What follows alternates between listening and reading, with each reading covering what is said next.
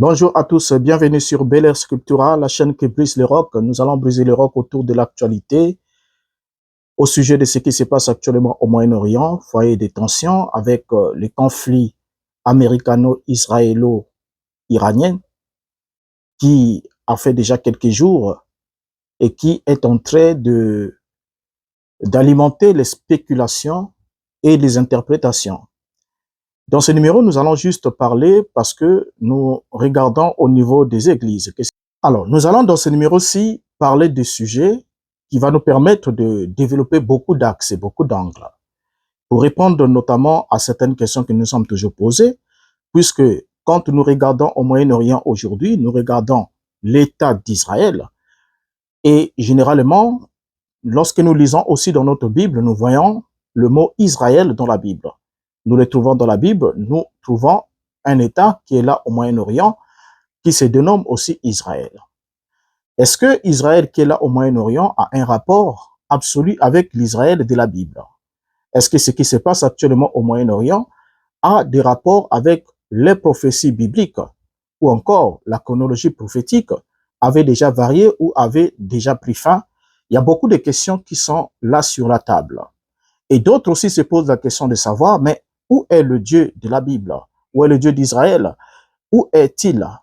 Pourquoi est-ce qu'il laisse tous ces désordres-là se tramer et pourquoi est-ce que toutes ces choses se passent au niveau du Moyen-Orient? Et nous avons là le peuple dit juif qui affronte le peuple iranien, voilà, qui sont les descendants de l'Empire perse, comme nous le savons, donc ils sont dans le territoire de l'ancienne Perse, nommé aussi dans la Bible comme étant Elam. Alors, dans ce sujet-ci, nous allons juste nous interroger. C'est un sujet interrogatif. Ça nous permet de répondre à beaucoup de questions. Israël, terre promise ou peuple de l'Alliance? C'est la question qu'on doit se poser. Nous savons que devant cette évidence, la vérité doit être dite. Et s'il faut dire la vérité a un prix, c'est qu'il faut du courage pour dire les choses, les dire telles qu'elles doivent être dites, afin que le peuple qui est censé être éclairé soit éclairé, que ceux qui sont séduits puissent sortir de la séduction des masses. Alors, parlons ici déjà de l'alliance. L'alliance est un nom qu'on trouve dans la Bible qui signifie une relation personnelle avec Dieu et une relation personnelle notamment dans le cas d'espèce ici entre Dieu et le peuple d'Israël. Une relation auquel Dieu s'engageait. Donc, en quelque sorte, on parle d'un accord sacré entre Dieu et le peuple d'Israël, auquel il établit, il fait des promesses. Donc, il y a des promesses qui sont là, mutuelles, qui sont faites entre les deux parties qui concluent l'alliance.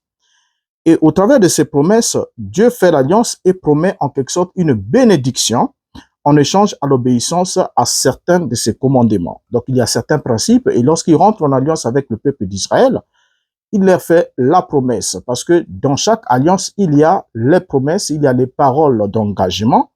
Et ainsi, Dieu, de son côté, s'engage à bénir Israël, mais à une seule condition, en échange de la bénédiction qu'il donne à Israël, Israël est censé marcher selon ses commandements. Alors, il va fixer les conditions de l'alliance qu'il va révéler progressivement au travers des prophètes.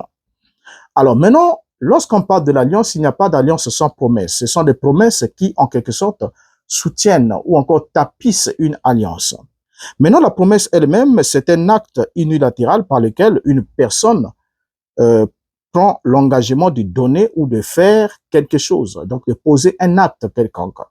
Et dans notre cas d'espèce ici, c'est Dieu qui prend un engagement d'agir envers Israël en sa faveur, en le bénissant et en lui accordant une certaine primauté par rapport aux autres nations du monde. Et là, nous sommes là à l'époque biblique. Nous commençons d'abord par là, il est très important. Ainsi dit, lorsqu'on parle ici de l'alliance, peuple de l'alliance, pourquoi est-ce qu'on parle d'Israël, le peuple de l'alliance? Parce que Israël était des descendants biologiques d'Abraham, d'Isaac et de Jacob, qui sont ensuite descendus en Égypte. Et de l'Égypte, ils sont sortis de là sous la conduite de Moïse et arrivés au désert, ils ont conclu une alliance avec le Dieu d'Isaac et de Jacob. Ainsi, la première alliance comme telle, qu'on l'appelle une alliance générale, puisqu'il y avait des alliances individuelles, que Dieu a conclu avec Abraham, avec Isaac, avec Jacob, et même avec David, ainsi de suite, même avec Noé, il y a eu des alliances individuelles. Mais ici, l'alliance collective avec un peuple, Dieu le conclut avec Israël. Nous sommes là au pied de la montagne de Sinaï ou encore Horeb. Alors, lorsque Dieu conclut l'alliance, cette première alliance contient des promesses. Mais seulement, c'était une alliance qui avait des conditions. Les conditions étaient lesquelles? Lorsqu'on regarde dans la Bible, certaines promesses dans l'Ancien Testament étaient en quelque sorte conditionnelles, c'est-à-dire dépendaient de l'obéissance du peuple d'Israël. Bien qu'il y ait une alliance, mais il y a des promesses qui sont liées à cette alliance, et ces promesses-là étaient conditionnelles, donc dépendaient de l'obéissance du peuple d'Israël au terme de l'alliance. Voilà pourquoi on peut lire dans Deutéronome chapitre 28, le verset 1er à 2, la Bible qui nous dit: si tu obéis à la voix de l'Éternel ton Dieu, en observant et en mettant en pratique tous ces commandements que je t'ai prescrits aujourd'hui, l'Éternel ton Dieu te donnera la supériorité sur toutes les nations de la terre. Au verset 2e, voici toutes les bénédictions qui se répandront sur toi et qui seront ton partage lorsque tu obéiras à la voix de l'Éternel ton Dieu. Donc Dieu va alors énumérer par la suite toutes les bénédictions qui seront le partage d'Israël, à une seule condition, que Israël obéisse au commandement de l'Éternel, son Dieu. Vous voyez? Donc Dieu lui dit que dans cette alliance, comme on l'a dit au verset 1er, si tu obéis à la voix de l'Éternel, ton Dieu, en observant et en mettant en pratique tous ces commandements que je t'ai prescrits aujourd'hui, l'Éternel, ton Dieu, te donnera la supériorité sur toutes les nations de la terre. Donc, la condition pour que Israël puisse obtenir la primogéniture ou encore puisse avoir la supériorité sur toutes les nations de la terre était liée à la pratique des commandements, de tous les commandements que l'Éternel, son Dieu, l'avait prescrits.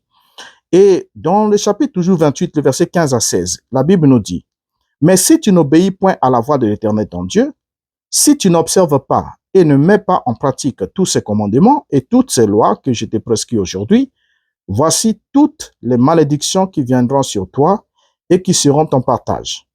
Verset 16. Tu seras maudit dans la ville et tu seras maudit dans les champs. Alors, vous voyez ici que Dieu, non seulement il fait une alliance avec Israël, mais dans cette alliance, il y a des conditions. Les conditions pour que Israël devienne la nation qui aurait la supériorité sur toutes les nations de la terre, la condition était que Israël puisse obéir au commandement. Et dans le cas contraire, si Israël désobéit aux lois de l'Éternel, son Dieu, alors Israël serait maudit dans la ville et dans les champs. Donc il y avait ces deux éléments dans l'alliance. La bénédiction en échange de l'obéissance, la malédiction contre la désobéissance. Maintenant, malgré ça, il y avait aussi, comme nous l'avons dit, des promesses aussi inconditionnelles. Les promesses inconditionnelles sont d'autres promesses que Dieu a faites avec Abraham, avec David et aussi avec certains prophètes.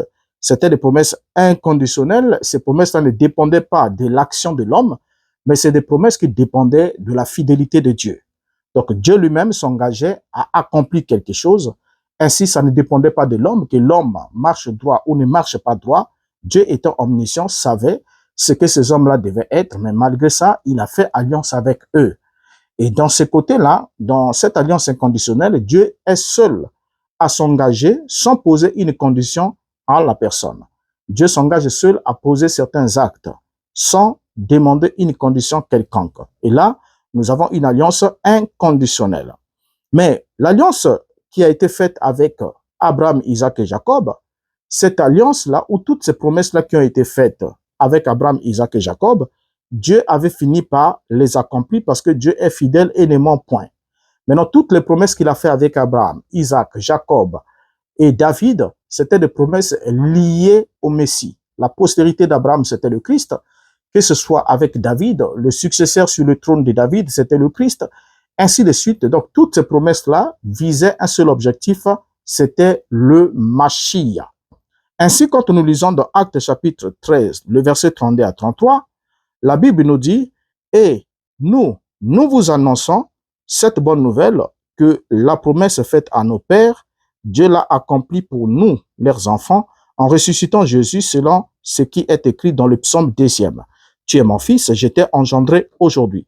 Donc, on se rend bien compte ensemble avec vous que Dieu de son côté, dans ce qui concerne les alliances inconditionnelles qu'il a conclues avec les êtres humains, donc avec les patriarches individuellement, la Bible affirme que Dieu a accompli la promesse faite à nos pères, pas à notre père, comme s'il s'agissait d'un seul, mais à nos pères. Donc, tous les pères ici, lorsqu'on parle de nos pères, il s'agit d'Abraham, d'Isaac, de Jacob, de David et de tous les restes qui ont eu cette promesse-là. Maintenant, le verset 33 nous dit, Dieu l'a accompli pour nous, leurs enfants. Donc, la promesse a été faite au Père, mais Dieu vient accomplir cette promesse pour les enfants en ressuscitant Jésus selon ce qui est écrit dans le psaume 2e. Tu es mon fils et je t'ai engendré aujourd'hui.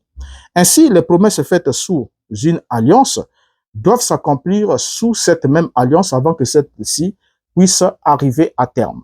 Ça, c'est un élément très important qui nous permettra d'évoluer parce que si nous ne comprenons pas ces principes-là, il nous serait difficile de comprendre exactement où se trouve le monde. Relevons ensemble avec vous que lorsque Dieu fait la promesse sous une alliance, cette promesse-là est valide seulement sous cette alliance-là. Maintenant, si Dieu change d'alliance avant le temps de la réalisation de cette promesse, du coup, cette promesse-là tombe.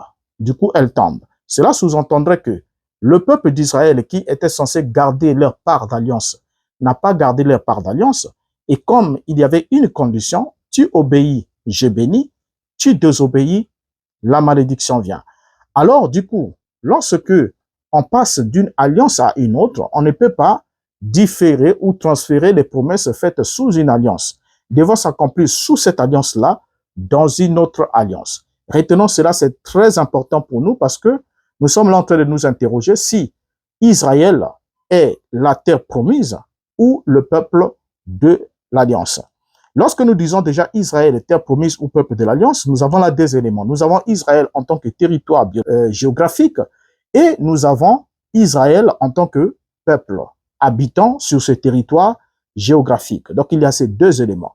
Quand on parle d'Israël, on parle d'abord de la terre d'Israël, c'est une chose, et le peuple d'Israël, c'est aussi autre chose. Maintenant, pour qu'on ait Israël au complet, selon la Bible, nous devons avoir le peuple d'Israël sur la terre d'Israël, et là, ça constitue en quelque sorte le royaume ou la nation d'Israël. Alors, si on a un élément sur un autre, c'est-à-dire, je vous prends un exemple simple, si par exemple, on a un autre peuple sur la terre d'Israël, on n'a pas Israël. Si on a Israël dans une autre terre, on n'a pas aussi Israël. Donc, la promesse faite à Abraham, c'était que je te bénirai, je te rendrai prospère, et il lui a montré l'horizon, l'Orient comme l'Occident, il lui a montré la terre de Canaan, il dit que cette terre, je la donne à toi et à ta postérité. Donc, il y avait une terre qui était donnée à Abraham et à sa postérité, à sa descendance, vous voyez?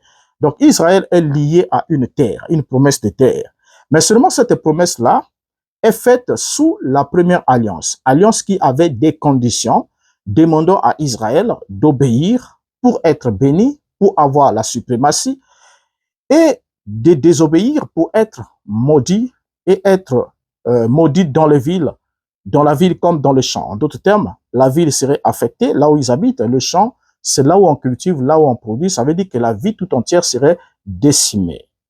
Alors maintenant ici, ce point est important, c'est que les promesses faites sous une alliance se réalisent avant l'extension ou le changement de l'alliance. Parce que chaque alliance a ses termes, chaque alliance a ses promesses. Tu fais ceci, je fais cela.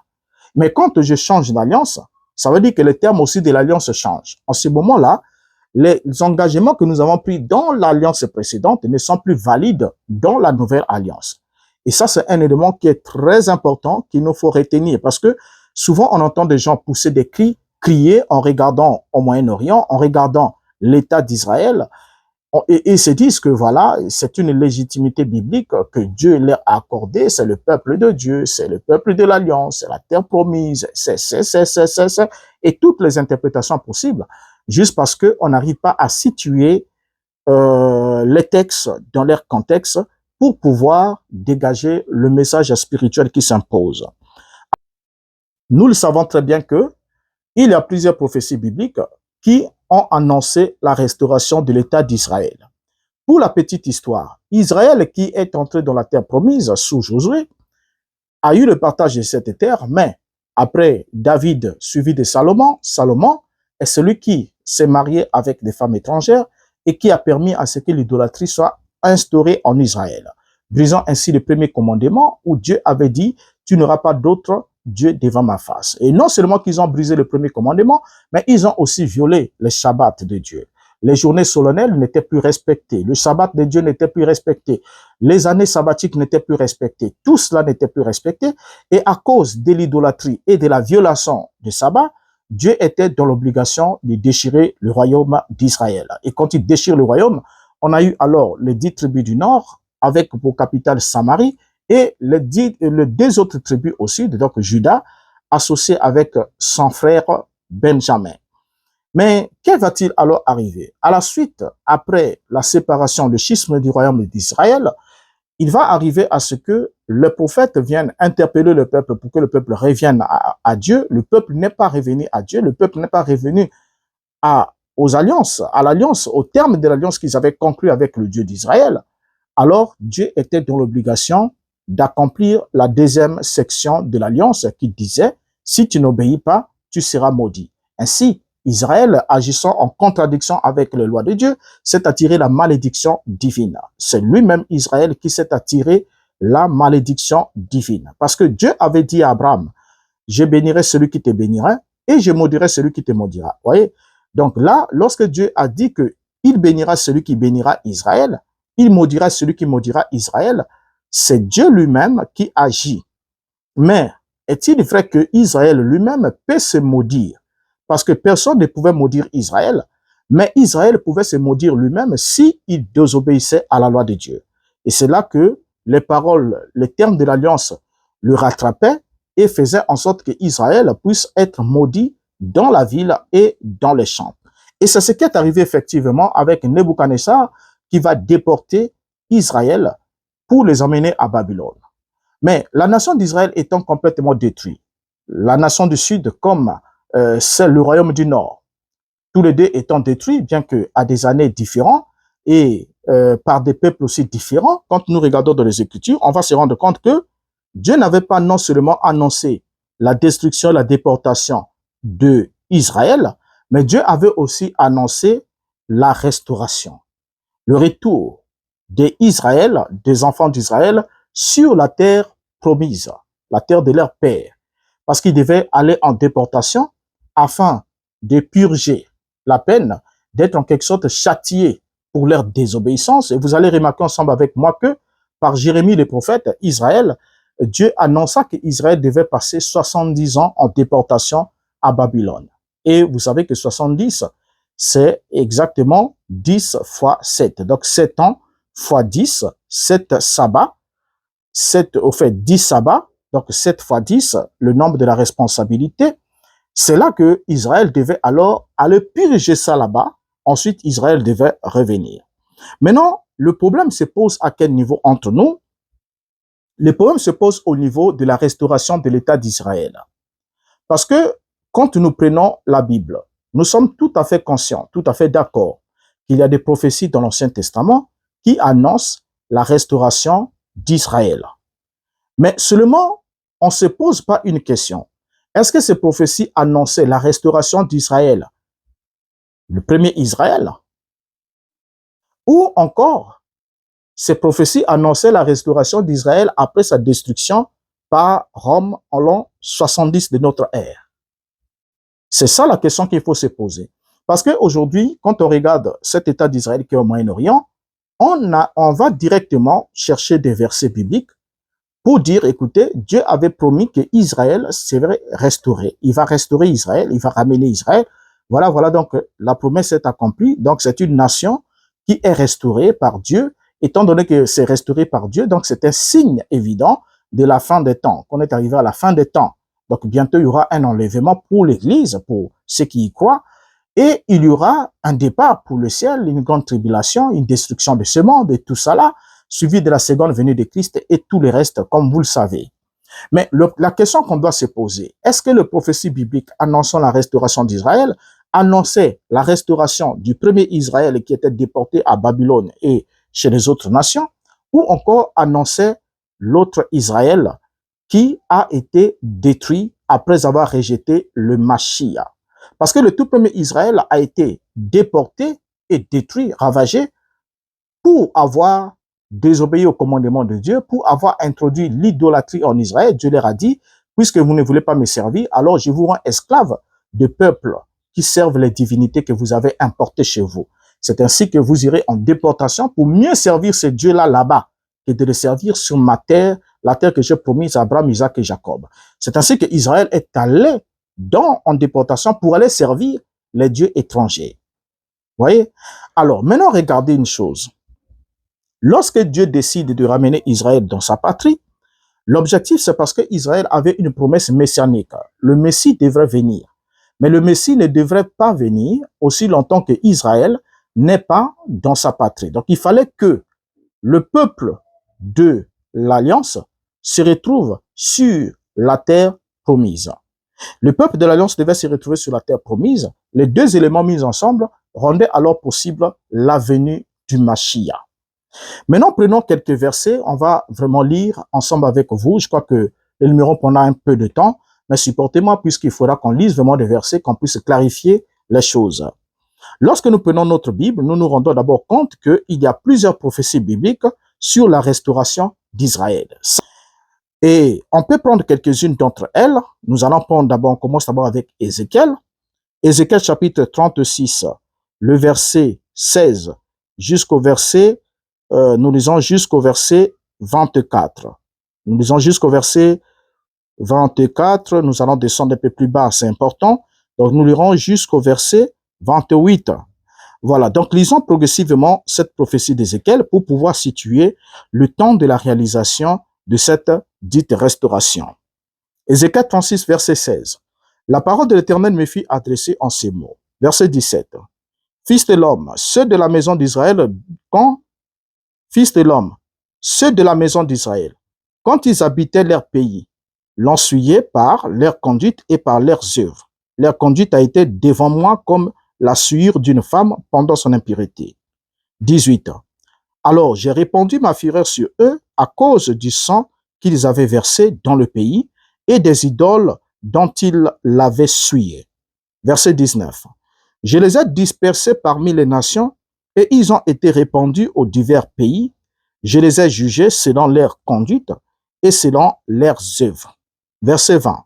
Ils sont arrivés chez les nations où ils allaient et ils ont profané mon saint nom, en sorte qu'on disait d'eux, c'est le peuple de l'Éternel, c'est de son pays qu'ils sont sortis. Verset 21. Et j'ai voulu sauver l'honneur de mon nom, de mon saint nom, que profanait la maison d'Israël parmi les nations où elle est allée. Verset 22. C'est pourquoi dit à la maison d'Israël, ainsi parle le Seigneur, l'Éternel. Ce n'est pas à cause de vous que j'agis de la sorte, maison d'Israël, c'est à cause de mon saint nom que vous avez profané parmi les nations où vous êtes allés. Verset 23. Je sanctifierai mon nom, mon grand nom, qui a été profané parmi les nations, que vous avez profané au milieu d'elles. Et les nations sauront que je suis l'Éternel, dit le Seigneur l'Éternel, quand je serai sanctifié par vous sous leurs yeux.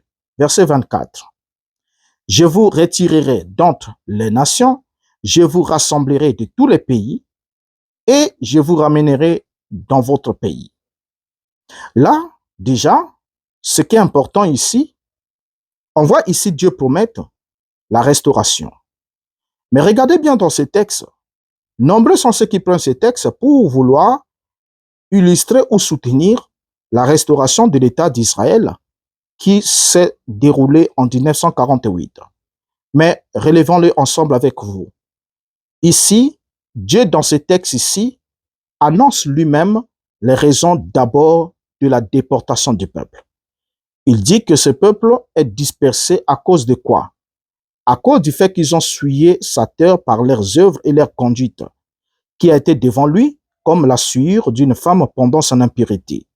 Or, l'impureté d'une femme était en quelque sorte une loi faisant partie de la première alliance qui disait qu'une femme, pendant sa période mensuelle, était impure. Vous voyez?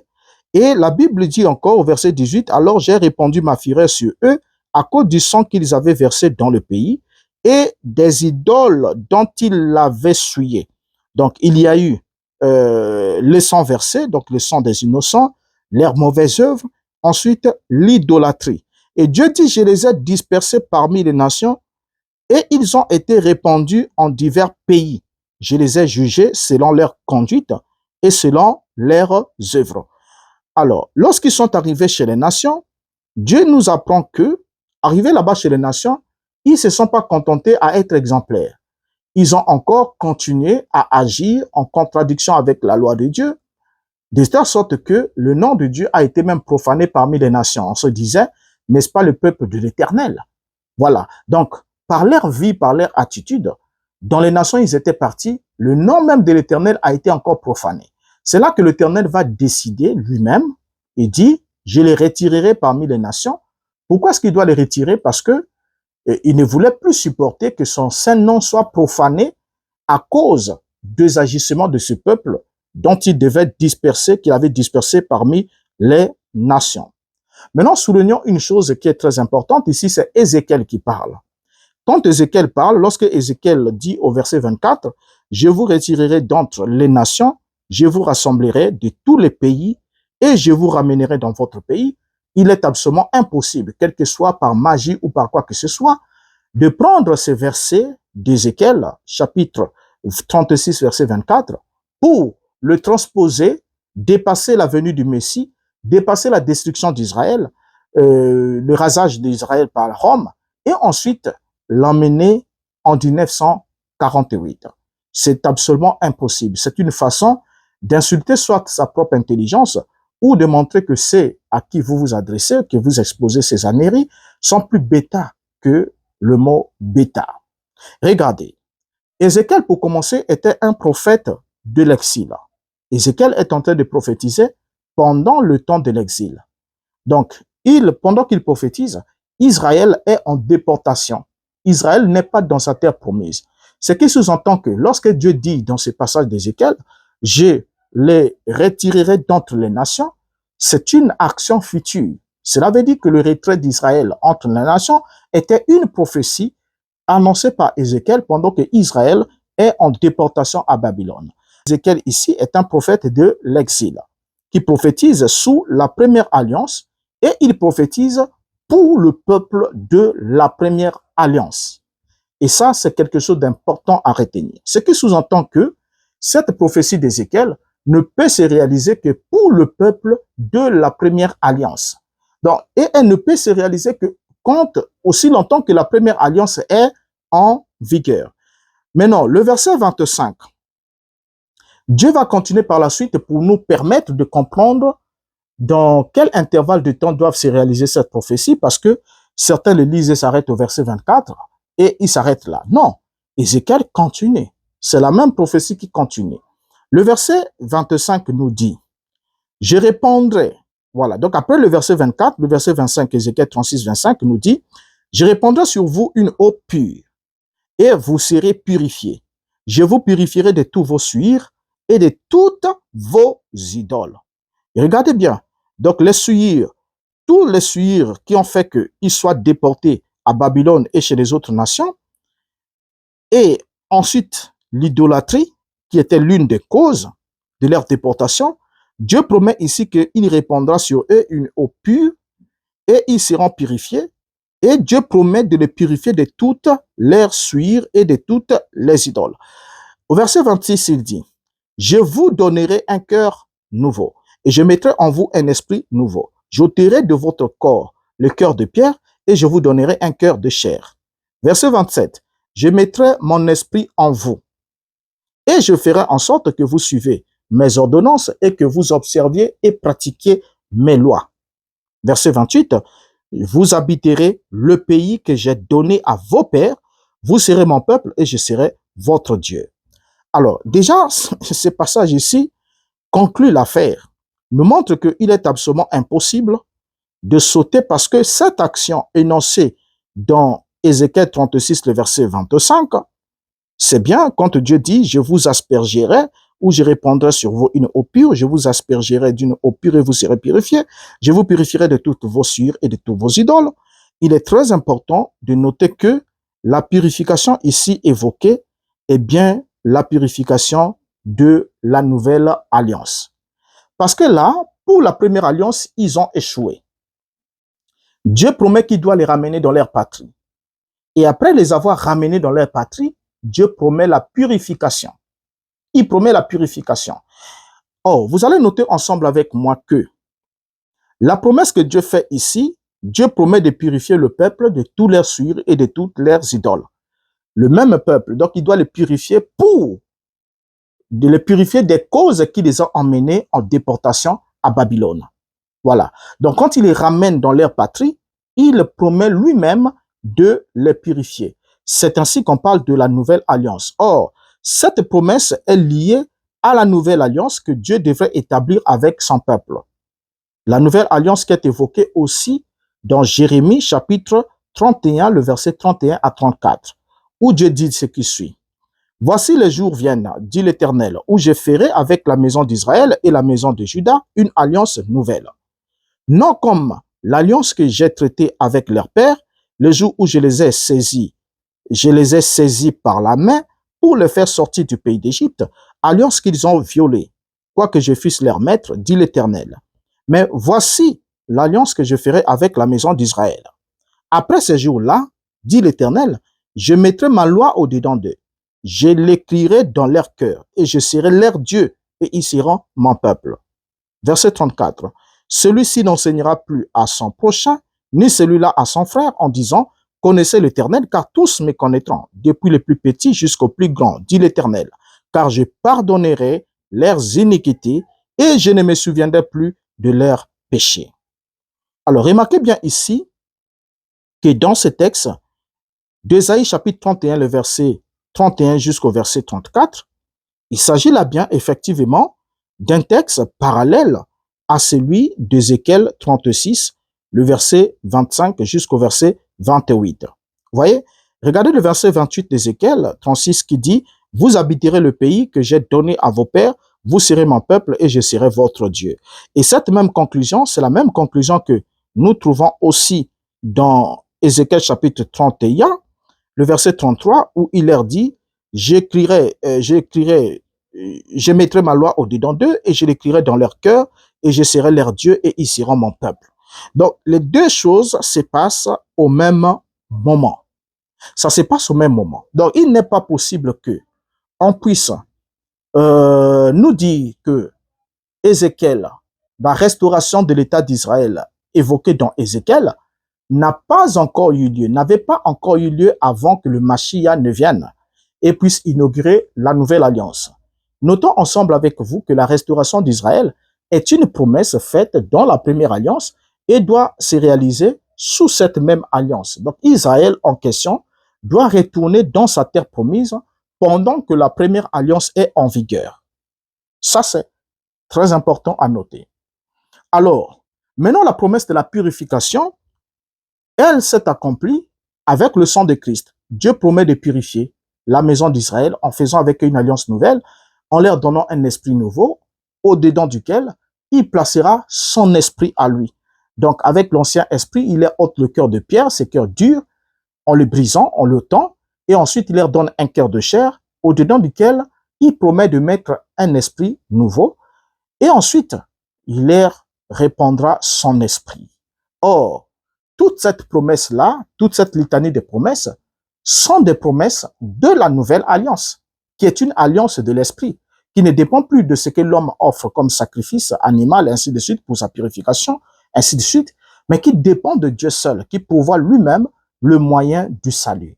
Mais seulement, cela est promis d'être accompli avec Israël retournant dans sa patrie. Alors, remarquez une chose. La purification évoquée se fait par le sang de Christ.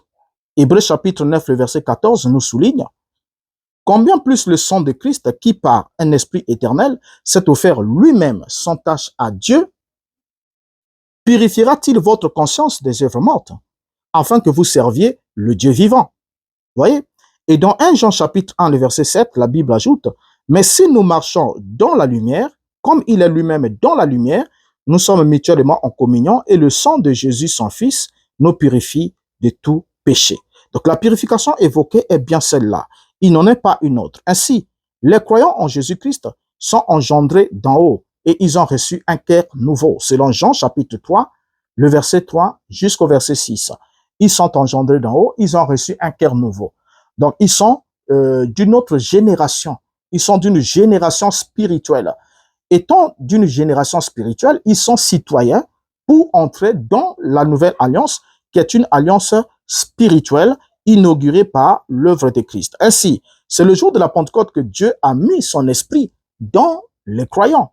Or, cette promesse que Dieu va ajouter, que ce soit dans Joël chapitre 2, verset 28, lorsqu'il promet, il dit que c'est dans le dernier jour qu'il répandra de son esprit sur toute chair. Or, les derniers jours évoqués sont les derniers jours de la première alliance, de l'alliance qu'il conclut avec Israël. Parce que tout ce qui a un commencement a une fin. Donc, Dieu ne peut pas inaugurer une nouvelle alliance, ne peut pas plutôt mettre en vigueur une nouvelle alliance aussi longtemps que l'ancienne n'est pas arrivée à terme, aussi longtemps que l'ancienne n'est pas accomplie, aussi longtemps que il n'a pas mis un terme à la première alliance. Alors, donc, là déjà, pour ce qui concerne Ézéchiel, il n'est pas possible que nous prenions le texte d'Ézéchiel pour dire que la restauration d'Israël promise là, où Dieu dit qu'il va les ramener les dispersés d'Israël dans leur terre, c'est absolument impossible et même absurde qu'on puisse prendre cette promesse pour la projeter des millénaires plus tard. Parce que Ézéchiel parlait à un peuple précis qui a commis un forfait précis, qui a violé les termes de l'alliance qui était conclue avec eux et qui a subi le jugement, la conséquence, la malédiction qui était aussi l'un des termes de l'alliance, conditionnelle bien sûr. Et c'est ce même peuple-là qui devait rentrer dans sa terre promise. Et une fois rentré dans leur terre promise, Dieu leur promet la purification. Et cette purification, pour qu'elle soit effective, Dieu était obligé de leur envoyer le Mashiach pour pouvoir rendre cela possible. Donc, si aujourd'hui, il y a des gens qui disent Ézéchiel avait annoncé la restauration de l'État d'Israël et l'État moderne d'Israël, donc ce sont des gens qui sont en train de dire qu'effectivement, la purification d'Israël n'a pas encore eu lieu. La purification de ce peuple n'a pas encore eu lieu. Dieu ne les a pas encore purifiés de leurs péchés. Or, si Dieu ne les a pas encore purifiés de leurs péchés, cela sous-entendrait que vous niez l'œuvre de Christ. C'est-à-dire que Christ n'avait absolument rien accompli. Et si Christ n'avait rien accompli, cela sous-entendrait que vous niez aussi sa venue dans le monde.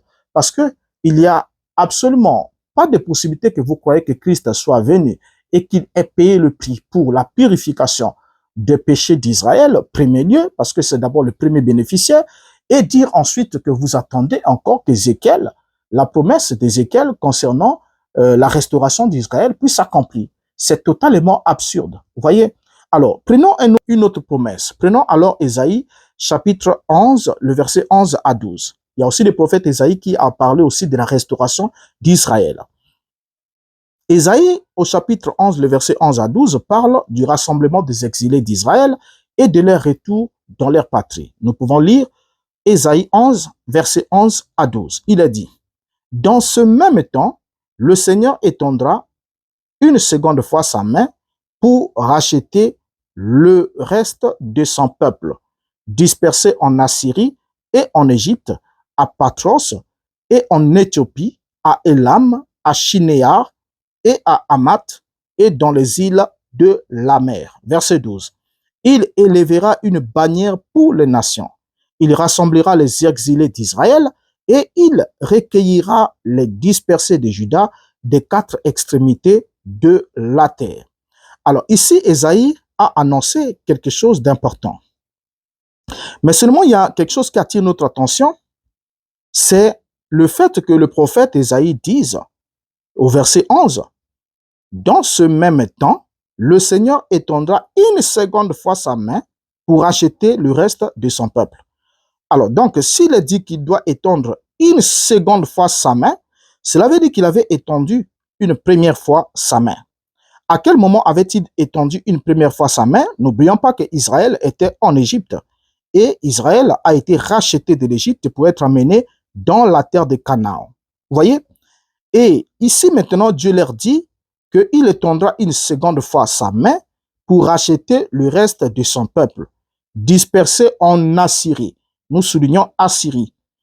Dispersé en Égypte, à Patros, et en Éthiopie, à Élam, à Shinéar, et à Hamath, et dans les îles de la mer. Alors, qu'est-ce qu'on constate ensemble avec vous? On constate ici que non seulement Ésaïe fait la promesse, Dieu fait la promesse par Ésaïe qui va rassembler son peuple, mais Dieu précise aussi lui-même où est-ce que ce peuple s'est rendu. Et Dieu dit que l'action là sera la seconde fois où il étendra sa main. Ce sera la seconde fois qu'il étendra sa main. Et ces choses-là sont très importantes. La seconde fois qu'il étendra sa main pour racheter. Or, nous savons que lorsqu'il a racheté Israël de l'Égypte, c'était la première fois qu'il a étendu sa main pour racheter Israël et l'emmener, vous voyez, le ramener sur la terre promise. Et cette fois-ci, pour la deuxième fois, Dieu dit qu'il étendra sa main la seconde fois pour racheter le reste de son peuple, dispersé en Assyrie, en Égypte, à Patros, en Éthiopie, à Élam, à Shinéar, à Hamath et dans les îles de la mer. Or, nombreux de ces nations-là n'existent plus. Maintenant, il y a aussi une chose en passant. Vous allez voir que l'Israël de 1948, ce n'est pas un peuple qui est sorti originairement des nations désignées par Dieu dans la prophétie. Ils ne sont pas sortis de là. En tout cas, ils ne sont pas sortis de ces nations-là, désignées par Dieu dans la prophétie. Mais ils sont sortis d'ailleurs. Certaines nations de l'Europe, de la Russie, des États-Unis, ainsi de suite. Vous voyez, ils sont allés pour fonder cette nation. On va prendre le temps que ça nous prendra. Et même s'il faut revenir avec un autre numéro, nous y reviendrons. Parce que c'est très important qu'on puisse vraiment traiter cette question.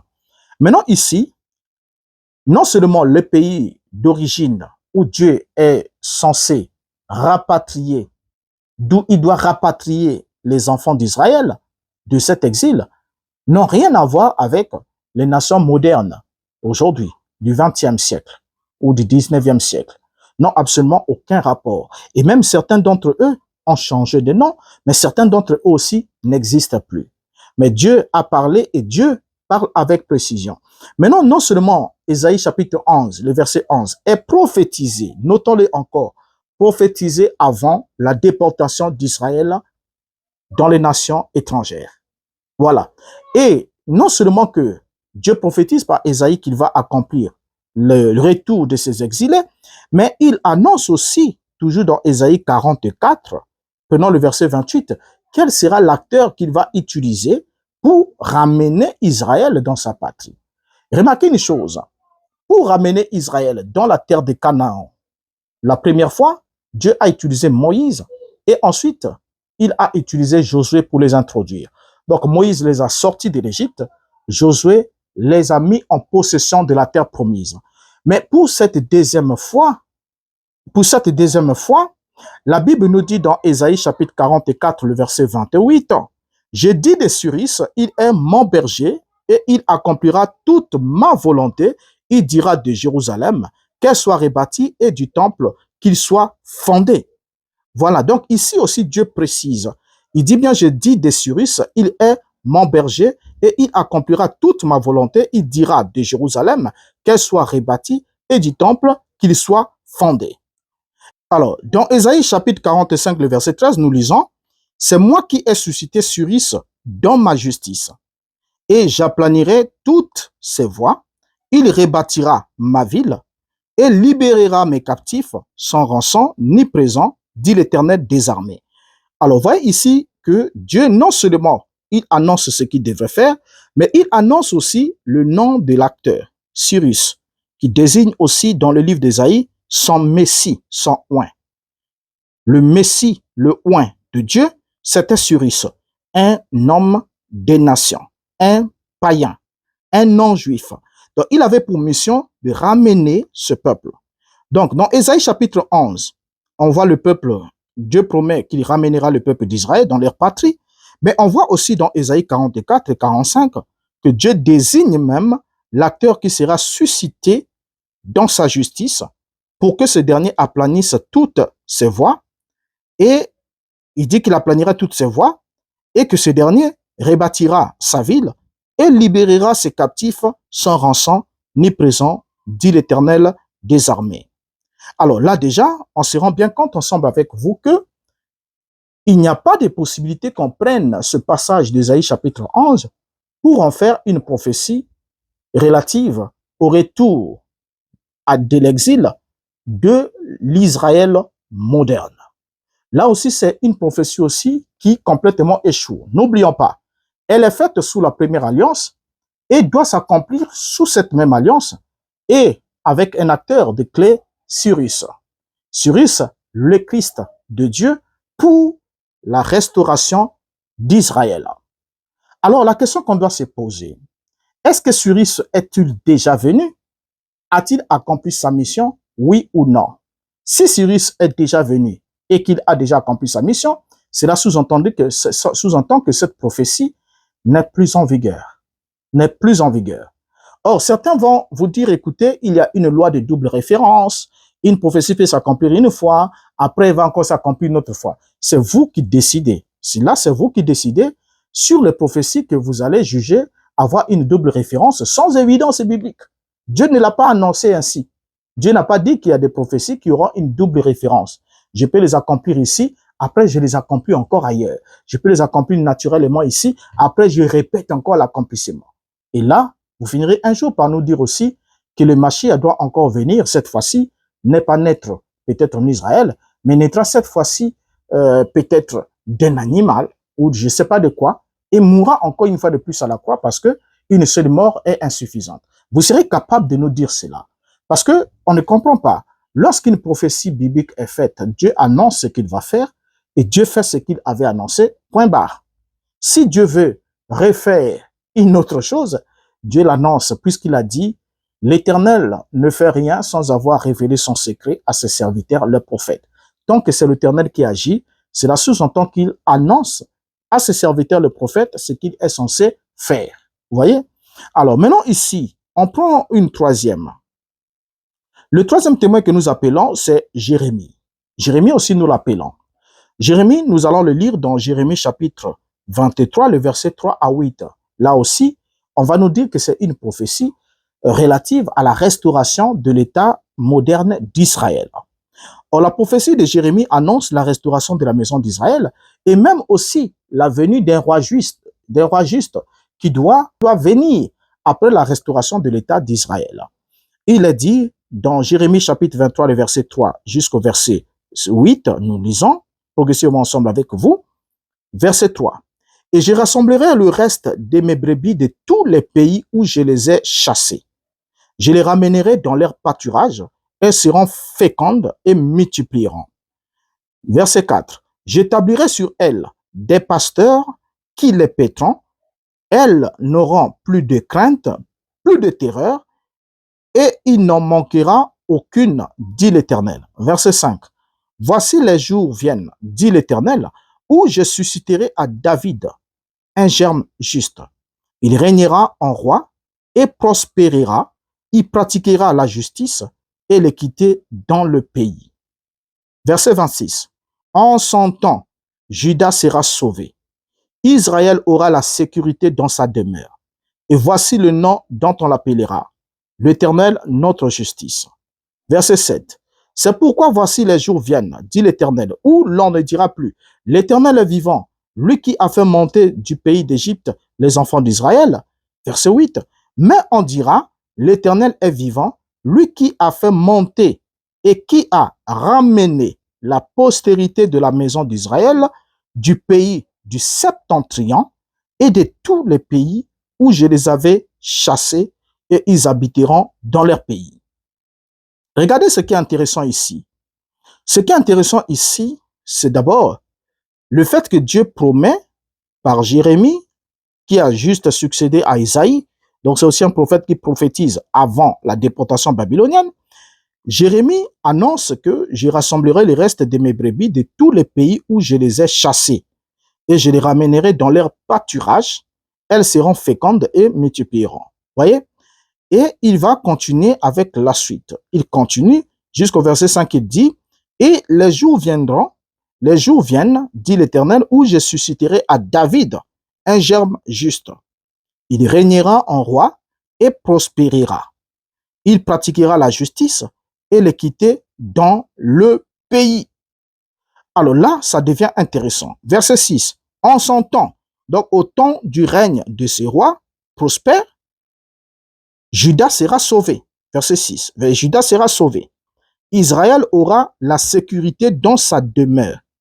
Donc la sécurité dans la demeure de qui? Dans la demeure de ce roi. Et voici le nom dont on l'appellera l'Éternel notre justice. Alors, lorsqu'on arrive au verset 8, il nous est dit, l'Éternel dit, l'Éternel est vivant, lui qui a fait monter et qui a ramené la postérité de la maison d'Israël du pays du septentrion. Or, vous allez remarquer ensemble avec moi une chose. Israël aujourd'hui n'est pas rentré du pays du septentrion pour aller recréer l'État d'Israël en 1948. Vous voyez, ce n'est pas de là qu'il vient. Or, lorsque ils ont été déportés, Dieu avait même décidé, il avait même annoncé lui-même dans quelle partie de la terre, ou disons du continent, devait-il être amené en déportation. Et c'est là où Dieu les avait dispersés, c'est de là que Dieu doit les ramener dans leur terre. Et Dieu précise ici, il parle du septentrion. Il parle du septentrion. Lorsqu'on parle du septentrion, il n'y a rien à voir avec l'Europe, rien à voir avec les États-Unis, rien, absolument rien à voir. Voyez? Alors, maintenant, remarquez encore une chose qui est importante, c'est que pendant que le roi, le germe sera suscité, donc il dit, je susciterai à David un germe juste, il régnera en roi et prospérera. La question, c'est celle-ci. Ce germe juste suscité à David régnera où? Sur la terre d'Israël ou régnera auprès de son père?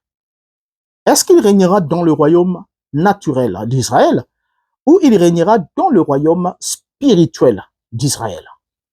C'est là la grande question. C'est là la grande question. Et c'est là que se trouve la grande question.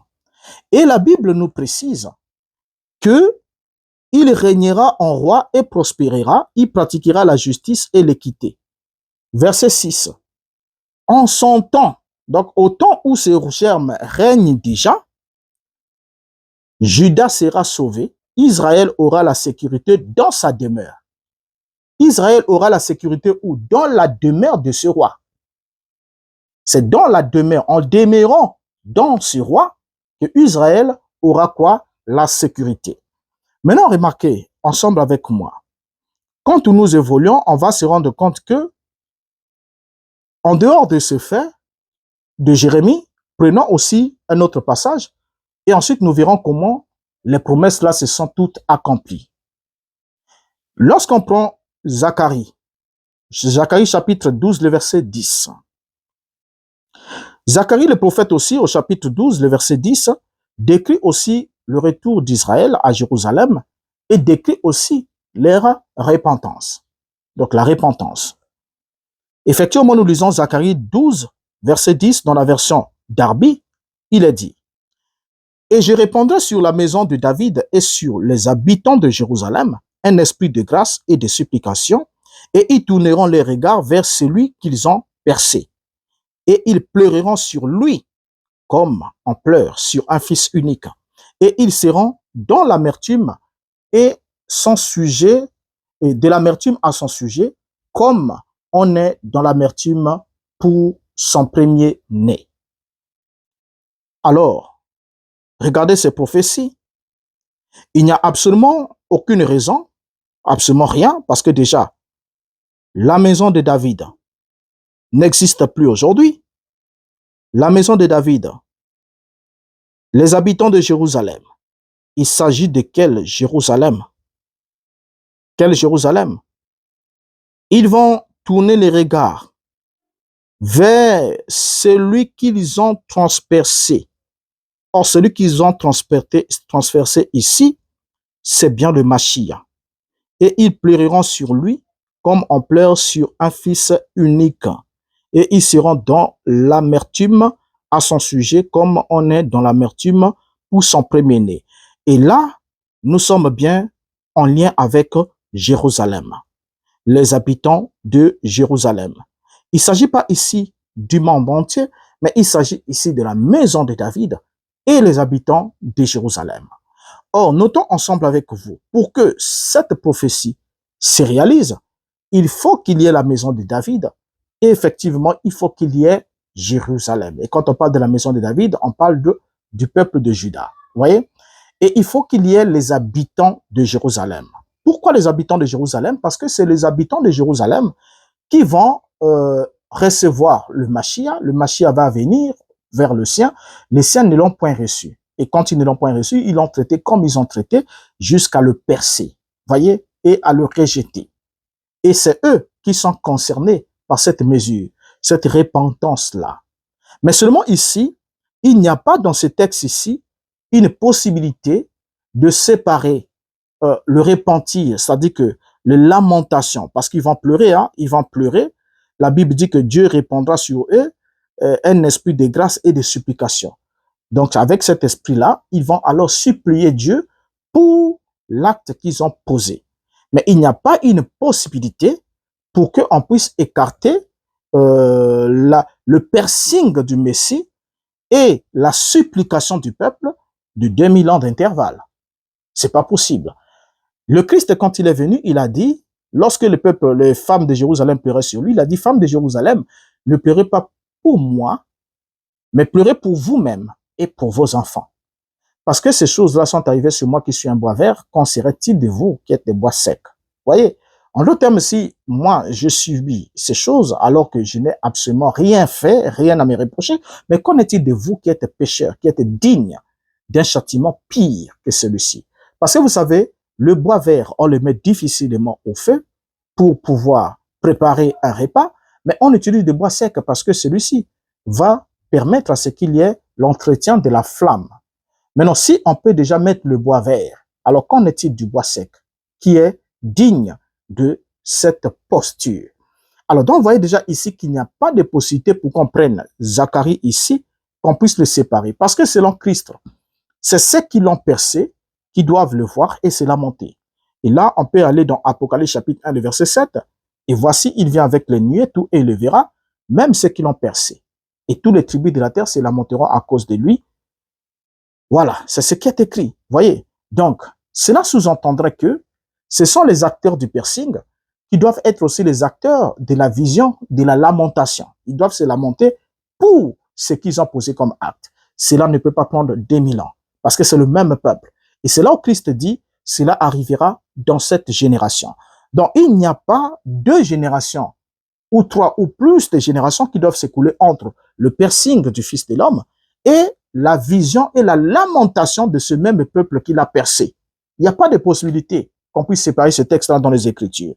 Alors donc, ces prophéties que nous venons de lire ici, les trois que nous avons pris en exemple, il y en a beaucoup, les trois que nous avons pris en exemple sont considérés par beaucoup comme ayant été accomplis en partie avec la création de l'État d'Israël en 1948. Certains disent que ça a été partiellement accompli avec la création de l'État d'Israël en 1948. Et cependant, certains interprètent ces prophéties comme faisant référence à une restauration future et plus complète de l'État d'Israël. Certains se disent non, c'est futur. Vous voyez, c'est futur. Mais il est important de noter que les interprétations de ces prophéties varient aussi selon les traditions, soit chrétiennes ou juives. Les juifs ont leur lecture de ces prophéties et les chrétiens aussi ont leur lecture de ces prophéties. Et notamment, vous avez déjà compris ensemble avec moi que Les chrétiens, en d'autres termes, ont une lecture biaisée de ces prophéties parce que, étant donné qu'ils sont arrivés devant un cul-de-sac, ils n'ont pas compris ce qui s'est déroulé depuis l'an 70 lors du changement d'alliance, lors de la fin de l'Israël en tant que nation de 12 tribus. Ils n'ont rien compris. Ils sont en train de continuer à avancer à l'aveuglette, obligés alors de récupérer des prophéties de l'Ancien Testament, faisant partie de la première alliance, accomplies avant la fin de cette alliance-là, pour les projeter et les attendre dans le futur, alors qu'ils disent qu'ils sont le peuple de la nouvelle alliance, qui est une alliance de l'esprit, qui a aussi d'autres promesses et d'autres conditions qui la soutiennent, n'ayant aucun rapport avec les conditions ou les promesses de la première alliance. Maintenant, soulignons quelque chose de particulier, c'est que lorsque on a parlé de Zacharie, Zacharie fut l'un des principaux prophètes ayant exercé son ministère après l'exil à Babylone. Il est au moins celui qui a exercé après l'exil à Babylone. Or, dans cette période post-exilique, se trouve aussi Agé, le prophète, se trouve aussi Malachie. Alors, Zacharie ici, tout comme Agé et Malachie, ils ont tous prophétisé en rapport toujours avec la nation juive, le temple, la ville, la restauration du peuple, et ils ont en quelque sorte encouragé la reconstruction du temple et la restauration spirituelle à Jérusalem. C'est ce qu'ils ont eu tous à évoquer. Et les trios, par exemple, Ésaïe, que ce soit du chapitre 56 jusqu'au chapitre 66 du livre d'Ésaïe, s'adressait également à cette communauté qui serait réimplantée. Quand vous lisez Ésaïe, le chapitre 56 jusqu'au chapitre 66, Dieu s'adresse à cette communauté qui sera réimplantée après la déportation babylonienne. Il s'agit bien de cet Israël-là qui devrait attendre le Mashiach. Et Agé, le prophète, lui, il a prophétisé entre l'an 520 avant Jésus-Christ. Il avait encouragé le peuple à reconstruire le temple de Jérusalem. Ça, c'était sa mission. Et lorsque Zacharie arrive, lui aussi, il a prophétisé aux environs de 520. Donc, c'est un contemporain du prophète Agé. Et lui, il a eu des visions sur la restauration de Jérusalem et même sur l'avenir messianique.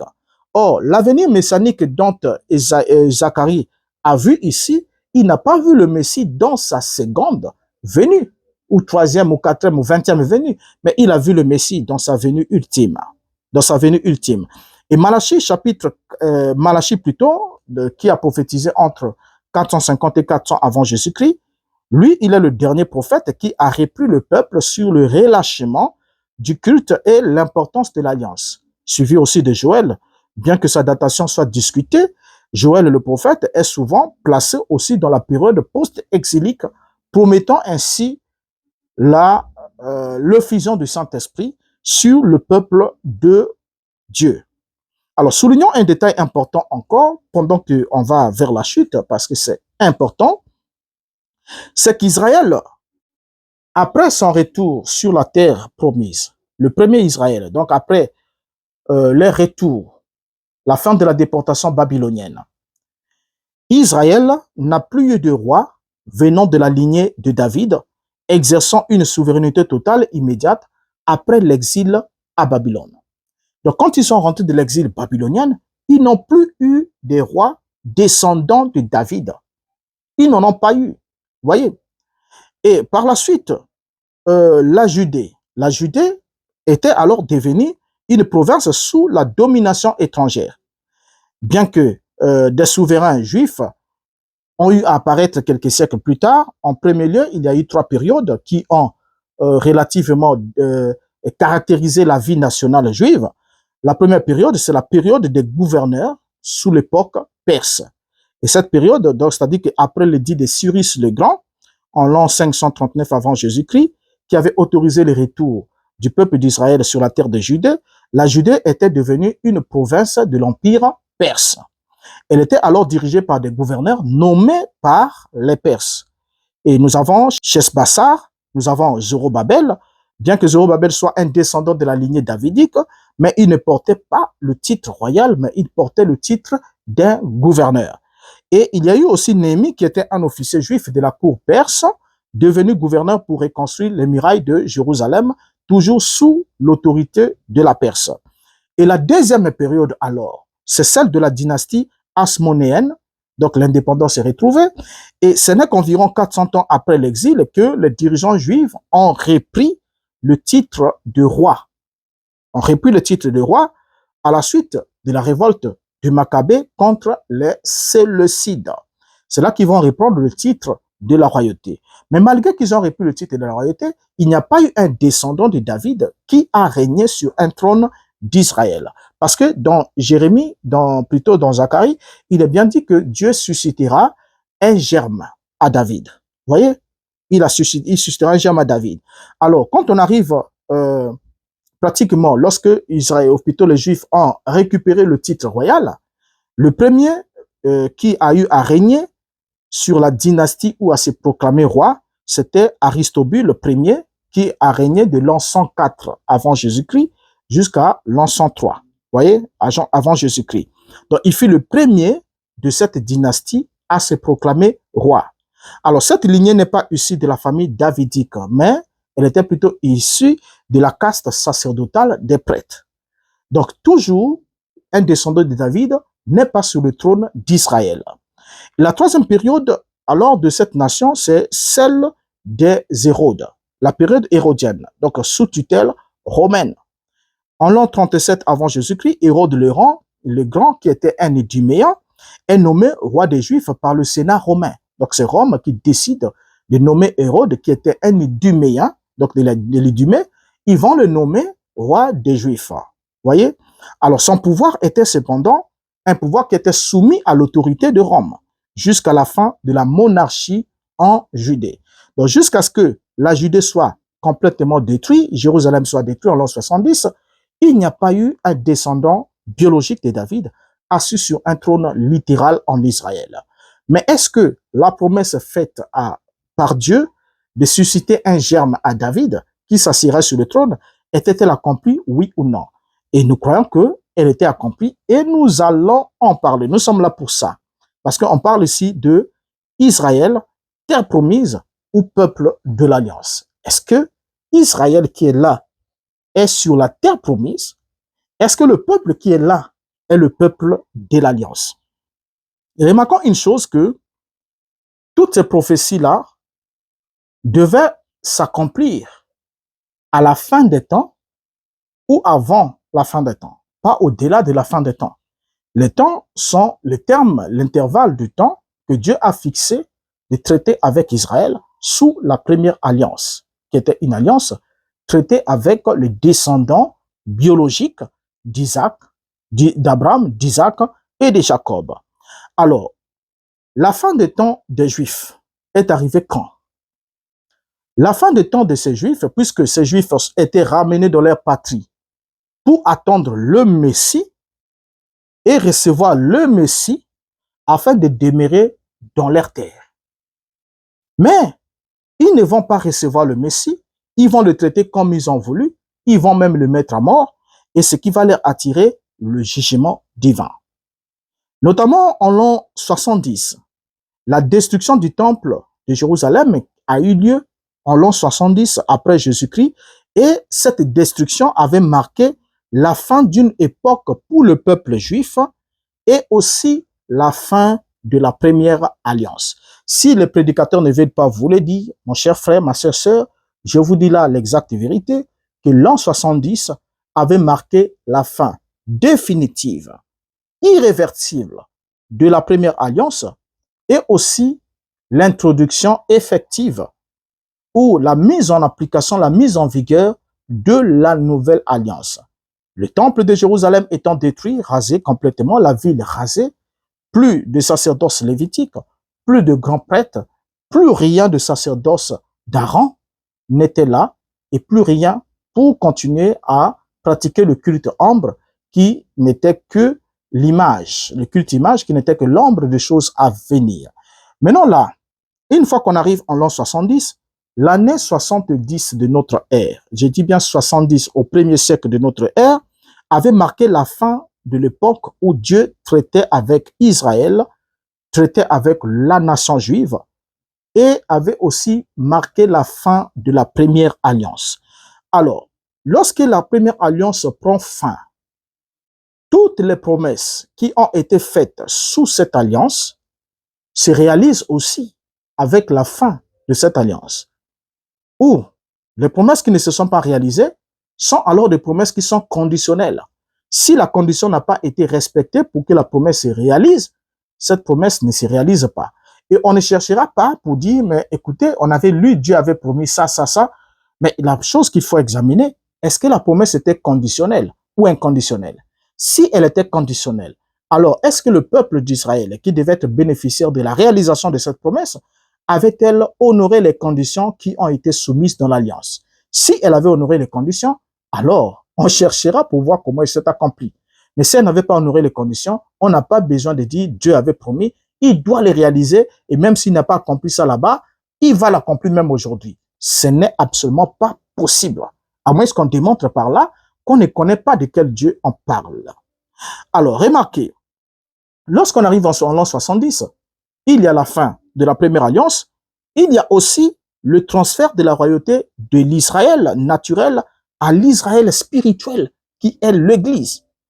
Donc, Dieu non seulement a mis fin à la première alliance, mais il a aussi transféré le royaume, passant de l'Israël naturel, physique de la nation des 12 tribus sur la terre promise, et le transfert alors dans le royaume spirituel ou dans l'Israël spirituel qui est l'Église. Et lorsque ce transfert-là se fait, c'est fini. C'est là que se trouvent tous les problèmes. Lorsque ce transfert se fait, c'est fini. Ouais. Pourquoi? Parce que déjà, quand on prend 1 Pierre chapitre 2, le verset 9, Pierre va nous dire ce qui suit. Vous, au contraire, vous êtes une race élue, un sacerdoce royal, une nation sainte, un peuple acquis, afin que vous annonciez les vertus de celui qui vous a appelé des ténèbres à son admirable lumière. Ici, là, Pierre s'adresse à l'Église, Pierre s'adresse aux croyants de l'Évangile, Pierre s'adresse à ceux qui sont en Christ, il leur dit, vous êtes une race élue, un sacerdoce royal, une nation sainte, un peuple acquis. Vous voyez? Et dans Matthieu chapitre 21, le verset 43, Christ parlant dans la parabole des vignerons homicides va signifier quelque chose d'important aux Juifs. Après qu'ils aient tué tous les envoyés jusqu'à tuer les fils même du maître de la vigne, le verset 43, la Bible dit, c'est pourquoi je vous le dis, le royaume de Dieu vous sera enlevé et sera donné à une autre nation qui en rendra les fruits. Point. Donc lorsque Dieu s'adresse, le Christ s'adresse aux Juifs ici, pour leur dire que le royaume de Dieu leur sera enlevé, sera donné à un autre peuple, sera donné à une autre nation qui en rendra les fruits, il parle là de transfert du royaume, de la nation physique d'Israël à la nation spirituelle d'Israël. Et c'est cette nation spirituelle d'Israël qui est l'Église chrétienne, c'est elle qui a pris la place de l'Israël ancien comme peuple de Dieu. Et en ce moment-ci, l'Église devient alors la nation spirituelle de Dieu, devient alors le peuple de Dieu, constitué des Juifs fidèles qui ont cru et des païens qui ont aussi cru à l'Évangile. Alors, à partir de ce moment-là, on n'ira pas chercher le peuple biologique de Dieu. Il n'y en a plus sur la terre. Dieu est esprit. Ceux qui l'adorent doivent l'adorer en esprit et en vérité. La relation est alors spirituelle, totalement spirituelle. Vous voyez? Donc, l'Église est une nation spirituelle. C'est là que lorsqu'on prend Romains chapitre 11, le verset 11, l'apôtre Paul nous ajoute, « Je dis donc, est-ce pour tomber qu'ils ont branché? Loin de là. Mais par leur chute, le salut est devenu accessible aux païens afin qu'ils fussent excités à la jalousie. » Donc, la chute des Juifs, de ces branches qui étaient sur l'olivier, a été réalisée en vue de rendre possible ou de rendre le salut accessible aux païens. Ça veut dire que le païen ne pouvait pas être sauvé si il n'y avait pas cette chute. C'est ce que Paul est en train de signifier ici, nous allons bien l'expliquer. Quand on prend Galates chapitre 3, le verset 28 à 29, Galates 3, le verset 28 à 29, la Bible dit, Il n'y a donc ni juif ni grec, il n'y a plus ni esclave ni libre, il n'y a plus ni homme ni femme, car tous vous êtes un en Jésus-Christ. Et si vous êtes à Christ, vous êtes donc la postérité d'Abraham, héritier selon la promesse. Alors, nous allons devoir chuter ensemble avec vous en prenant un élément, puisque nous reviendrons encore dans un autre numéro. Ce que nous devons comprendre ensemble avec vous, c'est quoi? Lorsqu'on prêche la parole, on prêche l'évangile, certains aiment aller dans la typologie. Il n'y a pas de mal à cela. Mais seulement dans la typologie, il y en a qui appliquent très mal les types. Prenons un type simple. Joseph est décrit comme étant le type de Christ. Jusqu'à un certain niveau, on peut prendre certains épisodes de la vie de Joseph pour illustrer la vie de Christ. Mais seulement on va comprendre certains éléments de parallélisme qui sortent à nos yeux. Premièrement, Joseph était fils de Jacob, né dans la terre de Canaan, dans l'actuelle terre d'Israël. Joseph était aimé par son père et haï par ses frères. Joseph est aimé par son père, haï par ses frères, dans sa terre natale, n'est-ce pas? Et la même chose aussi avec le Christ. Le jour de son baptême, Dieu dit, celui-ci est mon fils bien-aimé, en qui j'ai mis toute mon affection. Mais ses frères, les Juifs, eux, ne l'avaient pas aimé, ne l'ont pas apprécié. Joseph a été ensuite rejeté et vendu pour être emmené en Égypte. C'est là que le tableau change. Le Christ, lui aussi, a été rejeté. Mais à quel moment a-t-il été rejeté pour être emmené en Égypte? Pour que les païens, les Égyptiens, que nous sommes des non-juifs, puissent être bénéficiaires de la faveur de grâce de Joseph spirituel qui est le Christ, Yeshua. Notons que Jésus a été rejeté par ses frères juifs pour aussi être emmené chez le païen. L'évangile a été rejeté, a été d'abord annoncé chez les juifs. Et quand ils ont rejeté l'évangile, les apôtres se sont alors tournés vers les païens. C'est leur acte, le rejet, qui a permis que l'évangile vienne chez les non-juifs. Maintenant, il y a une chose, c'est que c'est en Égypte que Joseph devint la deuxième personnalité du royaume de l'Égypte. C'est là-bas. Ce n'est pas à la terre de Canaan, mais c'est en Égypte qu'il devient la deuxième personnalité de la terre de la terre d'Égypte. Vous voyez? Et nous lisons dans Genèse chapitre 41, le verset 40 à 43, la Bible qui nous dit « Je t'établis sur ma maison et tout mon peuple obéira à tes ordres. Le trône seul me lèvera au-dessus de toi. » Pharaon dit à Joseph, « Vois, je te donne le commandement de tout le pays d'Égypte. » Pharaon ôta son anneau de la main et le mit à la main de Joseph. Il le revêtit d'habits de Phala et lui mit un collier d'or au cou. Verset 43, il le fit monter sur son char qui suivait le sien et l'on criait devant lui à genoux. C'est ainsi que Pharaon lui donna le commandement de tout le pays d'Égypte. On remarque ici dans ce passage ici que c'est Pharaon qui établit Joseph en lui donnant une précision. Il dit, tout mon peuple obéira à tes ordres, le trône seul me lèvera au-dessus de toi. Donc là, nous avons une image parfaite de Christ qui est élevé dans le nouveau royaume comme étant la deuxième personnalité du royaume. Et la première personnalité demeure le Pharaon. Le Pharaon ici dans l'image qui représente Dieu le Père lui-même, qui donne à Yeshua une autorité, mais lui précisant, le trône seul m'élèvera au-dessus de toi. Maintenant, remarquez, cela se passe, Joseph est à la terre, il n'est pas sur la terre de Canaan. Il n'est pas sur la terre de Canaan, il est loin de la terre de Canaan, Antipe. Alors, lorsque Joseph va se révéler à ses frères, parce que certains vous diront, Israël, les Juifs sont rentrés dans leur patrie en 1948 dans le but de rencontrer le Messie pour que le Messie se révèle à eux. Mais avant que le Messie se révèle à eux, il paraîtrait qu'il doit d'abord enlever les gens des nations pour les emmener dans la gloire, parce qu'il ne doit rester personne avec lui quand il va se révéler à ses frères. Regardez où se trouve le mensonge. On nous dit que si les Juifs sont rentrés en 1948 dans cette terre d'Israël, c'est dans le but d'attendre le Messie. Mais or, dans Genèse 45, le verset 1er, la Bible nous dit, Joseph ne pouvait plus se contenir devant tout ce qui l'entourait. Il s'écria, faites sortir tout le monde. Et il ne resta personne avec Joseph quand il se fit connaître à ses frères. Donc remarquez bien ici que Joseph n'est pas allé à la terre de Canaan pour aller se révéler à ses frères. Mais ce sont ses frères, il a rencontré ses frères, il s'est révélé à ses frères loin de la terre de Canaan.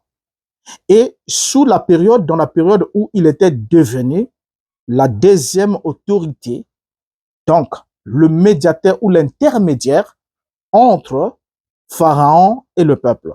Personne ne pouvait voir Pharaon sans passer par Joseph. Rien ne pouvait se faire. Vous voyez? Donc personne ne pouvait lever le doigt ou agir en Égypte sinon à la parole de Joseph. Maintenant, remarquez une chose. Dans le verset 4 de Genèse 45, nous lisons, Joseph dit à ses frères, approchez-vous de moi. Et ils s'approchèrent. Il dit, je suis Joseph, votre frère, que vous avez vendu pour être mené en Égypte. Verset 5. Maintenant, ne vous affligez pas et ne soyez pas fâchés de m'avoir vendu pour être conduit ici, car c'est pour vous sauver la vie que Dieu m'a envoyé devant vous. Verset 7. Dieu m'a envoyé devant vous pour vous faire subsister dans le pays et pour vous faire vivre par une grande délivrance. Alors, le constat est clair. Nous nous rendons bien compte que ce n'est pas Joseph qui est retourné à la terre de Canaan afin que ses frères viennent le rencontrer à la terre de Canaan, mais c'est les frères de Joseph qui se sont déplacés pour aller chercher la vie hors de la terre de Canaan. Et c'est en étant hors de la terre de Canaan qu'ils ont rencontré Joseph et que Joseph s'est révélé à eux. Et quand Joseph se révèle à eux, il se révèle à eux dans le titre de frère. Il dit, je suis votre frère Joseph, que vous avez vendu pour être emmené en Égypte. C'est comme le Christ aussi. Lorsqu'il se révèle aux Juifs, il sauve les Juifs de la diaspora, qui n'étaient pas sur la terre d'Israël.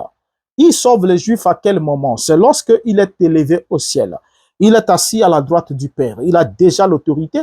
C'est là que l'évangile est prêché par les apôtres aux Juifs. Premièrement, vous allez voir que Paul, lorsqu'il arrivait dans une ville, il cherchait d'abord où se trouve une communauté juive. Il prêche d'abord aux Juifs. Il prêche dans les synagogues.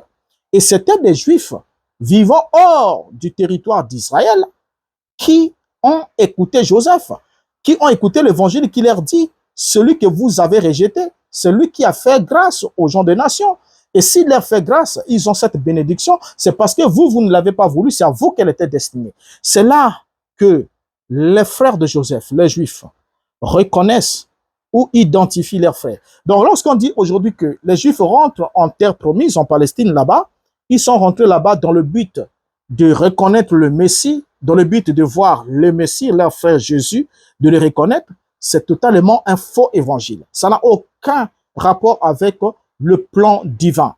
Pourquoi? Parce que, remarquez, Joseph est d'abord élevé, n'est-ce pas? Lorsqu'il dit à ses frères, il dit, Dieu m'a envoyé, vous m'avez rejeté, mais Dieu l'a permis afin de sauver des vies. Non seulement sauver les vies des Égyptiens, mais sauver aussi vos vies à vous. Parce que si je n'étais pas venu ici, je n'aurais pas interprété le songe. Et si je n'avais pas interprété le songe, je n'aurais pas mis la terre entière à l'abri de la famine. Donc vous aussi, vous serez exposés. Donc j'ai sauvé ces gens parce que vous m'avez rejeté. Et si je suis venu ici, c'est pour pouvoir aussi vous sauver. Et le même schéma ici montre que Joseph n'a pas pu sauver ses frères sur la terre de Canaan, mais Joseph a sauvé ses frères en Égypte, donc hors de la terre de Canaan. Donc il n'y avait pas le salut de ses frères dans la terre de Canaan. Le salut des frères de Joseph s'est passé hors de la terre de Canaan.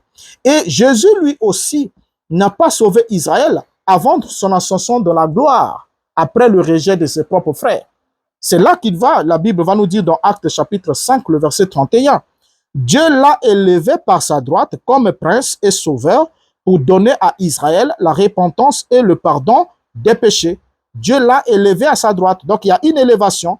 Et ensuite, comme prince et sauveur, pour faire quoi? Pour donner à Israël la repentance et le pardon des péchés. Donc la repentance et le pardon des péchés qui doit être donné à Israël ne pouvaient pas se faire si Dieu n'avait pas d'abord élevé Christ comme prince et comme sauveur.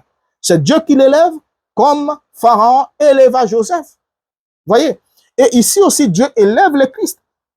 Et lorsqu'il lève, c'est pourquoi? Pour donner à Israël la repentance et le pardon des péchés. Donc, s'il n'y avait pas cette élévation, il ne devait pas y avoir aussi la repentance et le pardon des péchés. C'est là qu'un peu plus haut, il est parlé, dans le verset 30 de Actes chapitre 5, le verset 30, il est parlé de la mise à mort. Vous l'avez fait mourir. Vous l'avez fait mourir, mais Dieu l'a ressuscité d'entre les morts. Et ensuite, il l'a élevé. Donc, vous voyez, donc il y a la mort, la mise à mort, qui était l'acte de rejet, la séparation.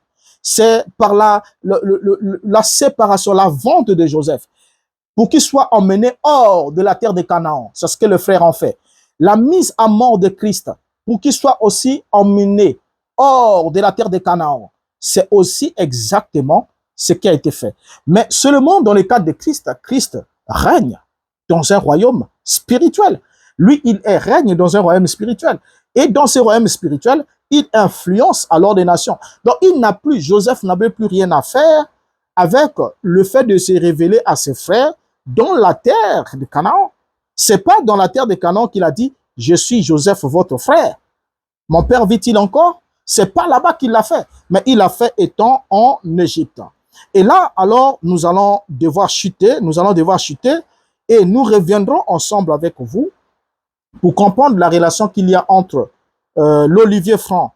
L'olivier franc, parce que certains aussi vous diront, écoutez, l'olivier franc, c'est la terre d'Israël, parce qu'ils ont été retranchés afin que nous soyons hantés, comme si cet arbre, l'olivier franc, c'est la terre d'Israël.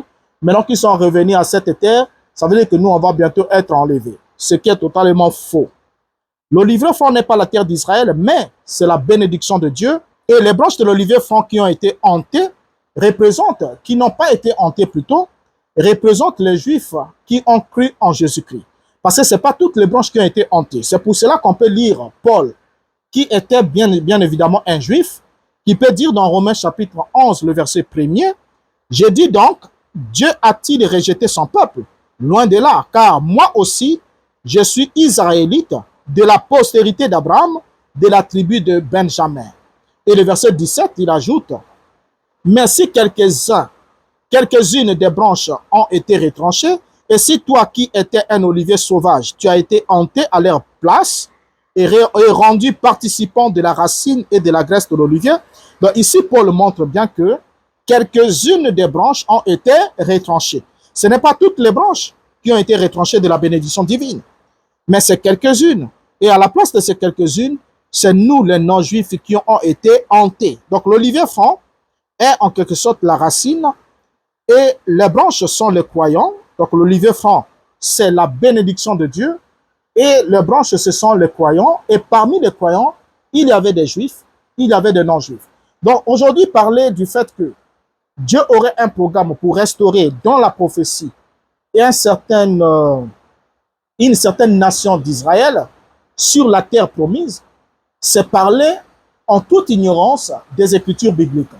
Parce que quand vous lisez la Bible, il n'y a plus de possibilité, lorsque le Christ dit que le royaume vous sera enlevé et sera donné à une autre nation, le Christ n'a pas expliqué après que le royaume sera récupéré à cette autre nation et vous sera redonné. Il ne l'a pas dit. Il ne l'a pas dit. Alors, la question, est-ce que la nation Israël actuelle, qui est sur la terre promise, est-ce que la terre promise, là sur la terre promise se trouve le peuple de l'Alliance? La réponse, c'est non.